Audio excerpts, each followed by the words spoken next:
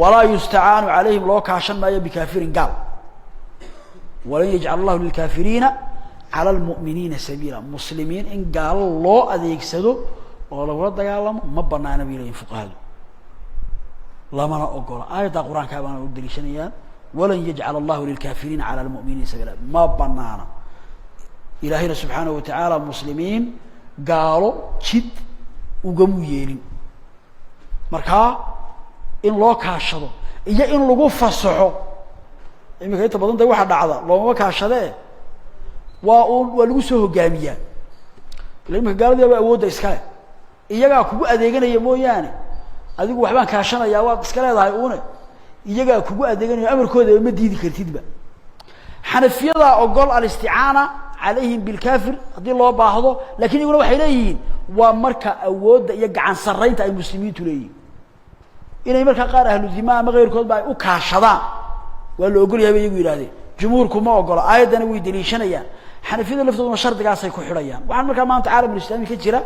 إذا قال دي أنت ما عرفت قواعد عسكرية للسيء صدقية مركا وحوي ميليتري لا يجرؤوا قارصة طبعا أي مركا مسلمين يجوا أرجع يسوي بحيين مصطلح يجوا سميين الشريعة إن أنا مالك رهين أياد مركا هالك كاركيس حتى قال دي حنفية وحي شرطيان شروط عين الشاقني هذي بقى أي بقات بدل نقدان حنفية صار شاقني وحيلين بقى وحنا الدنيا يقول إن سياسات كني وحنا ما بقى ما عرفت قلنا لو ما لو جم بهيلنا يبهيلين مركا قلنا استعانة أي قال استعانة سنتي أي حنفية بنينين ما نقنايس حنفية بن إمامك عدل أهاب النقنايا كاستعانة أو بنينيا مركانا وإنه يسوق عنده سريع أود وقال ذا كلية لكن قال يجي كأود بدن ومركب ماشي كأنتو أنا تشوق أوران كريم وأنا تسك حين كريم إن عاد مركب سوه جانسته وقضى المسلمين تعد كأنتو المكتوب هذا قال كي خليج وذي برجي فضوضين لكانوا إحنا مرينا يعطي ملها واقعا لا يصير شو لا يأكل هاي واحد بدن أما ده والله جاي مختلف دم لفتة markay arkeen inaan nimankii meesha ka batageenba ila waxa laga yaabaa inay markii hore iyagu qaateen muhiimadan uu ay u yar joogayaan oo dadna iska noqonayaan wadaadada diidanina waa dareemayeen in aanay niman kari waxay u socdaan aanay qadiyadan ahayn way yimaadeen hawshii baa dhamaatay waa lagu kala tagay ninkii waa laga takhalusay waa isku balaariyeenba imka khariijkii meel aanay fadhiin wadan aanay fadhiin ilaa iyo urdun iyo wax alla wax oo dhanba meel aanay fadhiin ma jirto marka arintaasi waa musiibo weyn weey wax markaa wax weeyaan fiqiga islaamka meel looga helayana ma aha fuqaadi islaamka cid leh gaala ka awood badan baa dhulka muslimiinta la keeni karaa adigoo cid la dagaalamay dadka muslimiin ay tahay sadaan barigi waa gaaraysiiyeen laakiin ay say gaaraysiiyeen dawladda Ciraaq oo dhan gaaraysiiyeen waa arin la yaab leh weey runtii midda kale yani waxyaalaha mararka qaar kood yani siyaasad baa durin diin laga dhigay iska ilaali yani in Kuwait uu Saddam haystay iyo in Al Sabah ay haystaan islaamku wuu kala jecel yahay yani moogtahay in Al Sabah ay haystaan iyo in Ciraaq ka tirsanaato islaamku da wax uu kala jecel yahay ma aha labada midna diin Ilaahay kuma xukumaynin بدو لبده هوشي سكوتي حدي كان عدي أي تكفير زي سدام قال لي ما يسوق قال لي ما مقطوعة معها قال لي ما قطعية معها هذي هو تكفيرين ده يجا تكفيري لكن وحول بدي الحكام تاع كلام مسلمين تنبول الله مضاها مركا تبرير نقول ما يسوق إلا يراهدو قال بو يسوق هذا قال الله كحسي شيء كذا هسي واحد مركا ما شقبتها ما هذو يسوق قال واحد نقول حكام المسلمين تبدأ كودون يسكود قالوا يين حزب البعث بو هبا لو قرنا يا حزب البعث مالتها مو نقونه markii carabo dham ay taageerisay eeran ula dagaalamay xisbul baath buu ahaa maalinta uu Kuwait qabsaday xisbul baath muu noqonin marka meelaha fog ku tusaalana meelaheena badan ku tusaalan kari mayne laakiin ujeedadu waxa weeye yaani iska ka dhex gelin diinta iyo siyaasadii siyaasad baa la wataa siyaasadkaas la doonaya in diin laga dhigo maaragtay waxa weeyaan wax fara badan lagu fariisiyo ولا يستعان عليهم بكافر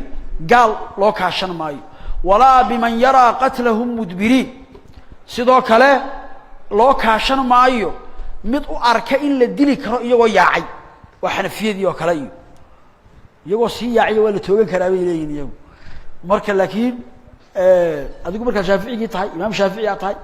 marka waxa way buqaad ay kugu baxeen uma kaashadisid waayo wax xaraana ayay sameynayaan wadu wad xaraan arkayso allahumma illa waxa loo geliyay haday shardi kaga qaado in aanay arintaas sameynaynin awoodna aad u leedahay inaad ka joojiso markaas oo kale waad kaashan kartaa walaw istacaanu alayna haday iyagu soo ka haystaan bi ahli harbin gaalo dagaal inaga dhaxeeyo ahlu harbiya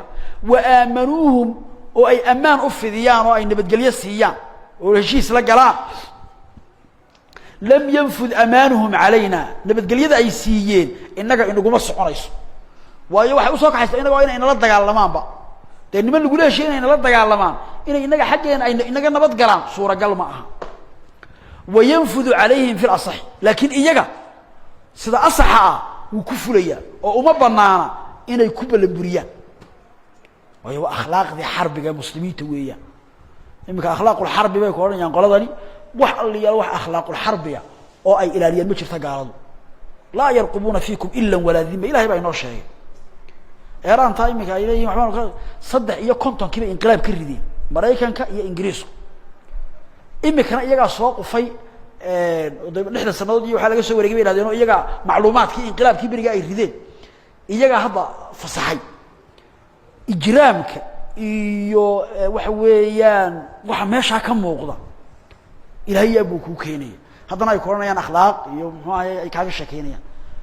waxa ay ku inqilaab nin la soo doortay si dimuqraadiya sidoo ay ugu jeclaayeen loo soo doortay ba meesha haystay wuxuu sameeyay markaa shidaalkii Iran buu wuxuu xukumay wuxuu go'aamiyay in Iran ay xaq u leedahay in iyadu ka taliso shirkadaha Ingiriiska ka talinay marka wuxuu ka dhigay hanti qaran buu ka dhigay